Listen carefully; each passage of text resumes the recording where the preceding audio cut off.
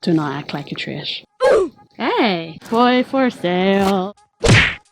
Welcome back, everybody. We're here in pretty beautiful Griffith Park, which is in Los Angeles, and I decided to do a deep dive into the park. There's actually a little bit of gay history. Yes, go off, queen. So we're gonna get into that. I will be taking my shirt off because it's hot AF here today. But before we do that, you should subscribe and come and listen to the stories of Griffith Park with me. So this part of the park used to be the old abandoned zoo, which wasn't a very big zoo, but it's really creepy that these are still here. But the park has many different things in it, amongst others, many green areas. So even if you turn around, it's pretty.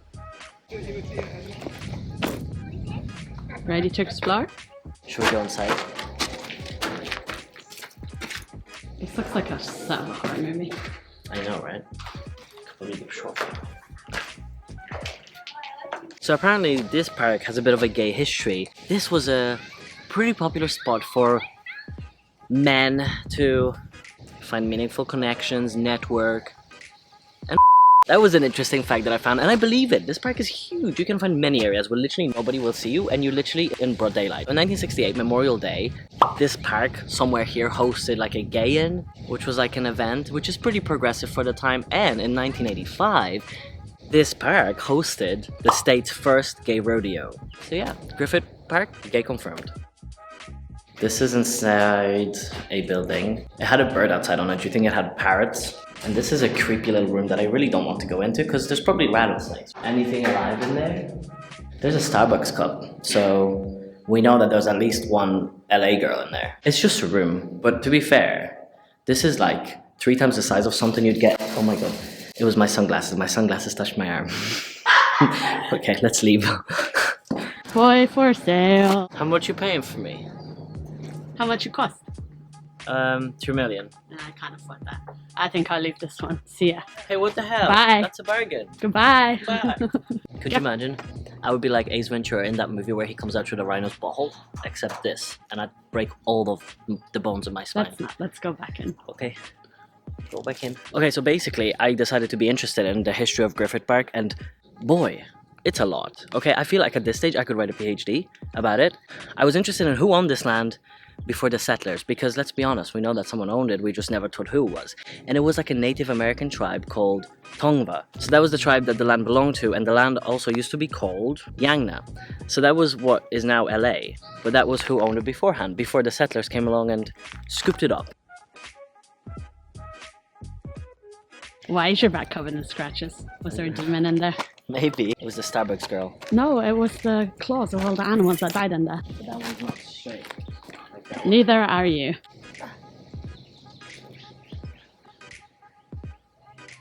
Okay, that's as far as I'm lifting without worrying about breaking my head. Do not act like a trash. Should we go down there? I think that's the better route. No, bro. I think that's where we're meant to go. I don't think so. Bones.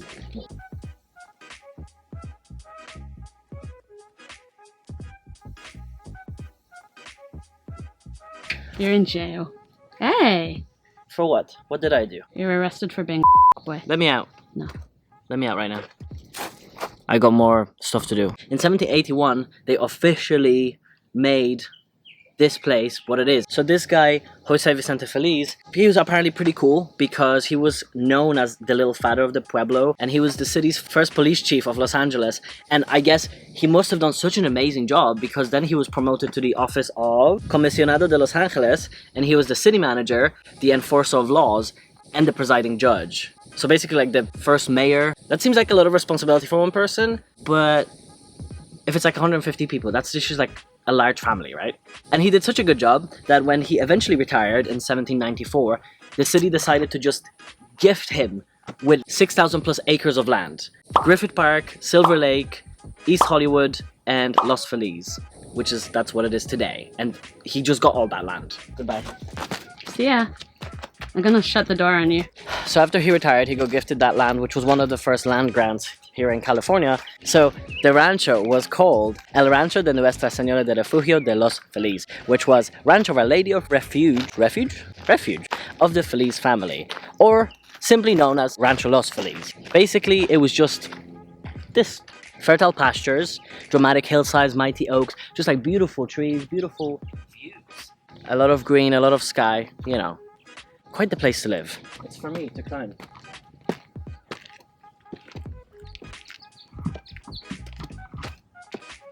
The rancho just passed down through the families, and then we move on to his grandson, and his name was Jose Domingo Feliz. But this guy, Domingo, right? He had a wife that just got bored with him. She runs off with some man, so the husband wanted to work on it, she didn't. At some point she decides, you know what, maybe I don't want to work on it. So they kind of get back together, except she's actually plotting, and her lover literally stab him to death.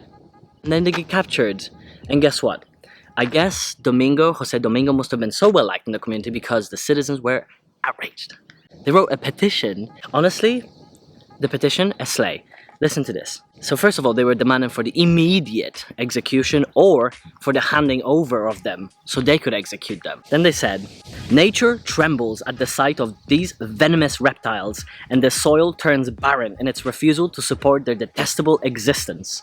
Honestly, a slay. Are you kidding me? The next time someone cuts me off in traffic, that's what I'm gonna use. Unsatisfied with the response that they got, unsatisfied with the arm of the law, they decided to take the matters into their own hands. They quite literally stole them and shot them to death. That's not the end. They returned the bodies to jail with a note. The note said, the dead bodies of Gervasio Alispaz and Maria del Rosario Villa are at your disposal. We also forward you the jail keys, that you may deliver them to whomsoever is on guard. In case you are in need of men to serve as guards, we are at your disposal. Sorry? What?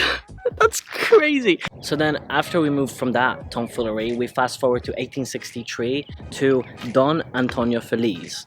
And this man at the time was living here on the ranch with his sister Soledad and his niece Petronilla. This is where the curse of the Felizes comes in, which you might have heard. This is like this ghost story, this urban legend that goes around. And it's pretty interesting because Don Antonio got sick with smallpox. Now, while he was on his deathbed, his acquaintance, Antonio F. Cornell, he came around with this other lawyer called Don Inocante.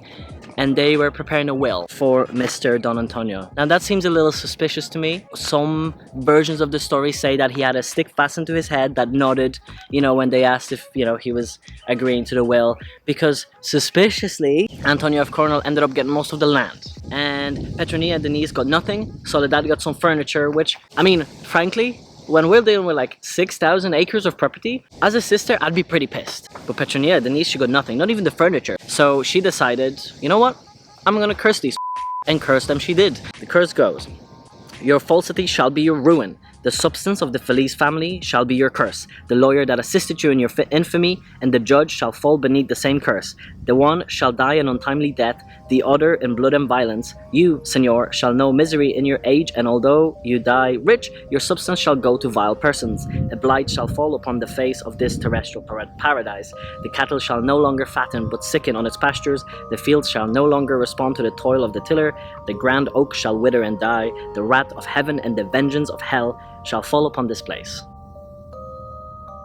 So, you know, as far as curses go, that was pretty bad. So let's just say that Griffith Park since then had not had a lot of luck, and most people that owned it didn't really do very well. So the guy who like basically gave most of the land to himself, he immediately after the curse was placed gave it to the other lawyer, Don Inocante, who was then shot and killed at the celebration of the selling of the land's water rights. So then Colonel's widow, she ended up going to another marriage, and she had a bitter divorce which actually took away a lot of the stakes that she had in the land. Another owner, Charles V. Howard, was also shot and killed. Then we move on to Leon Lucky Baldwin, whose look may be questionable. He threw a lot of money into it, trying to make it like a super luxurious place. However, he ended up just losing cattle and crops, facing a lot of fires, dry land, and ended up having to sell the land to just pay off the mortgage. And then we had Thomas Bell, who was a San Francisco financier, who very briefly owned it, and he met his demise by being pushed down the stairs by his mistress in his Sonoma County mansion. Little unlucky. Then we move on to Griffith J. Griffith, who was the final private owner of the land. Well, that's harder because there's barely any ground. Just working out. in the wild. Guess we're stuck in Griffith Park.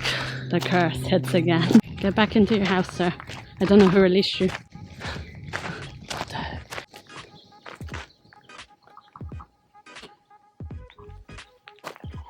Beautiful. Let's go. Hey. Where you get all that cake from? I bought it. Did you visit the bakery recently? Yeah, I bought the whole stock. We could tell.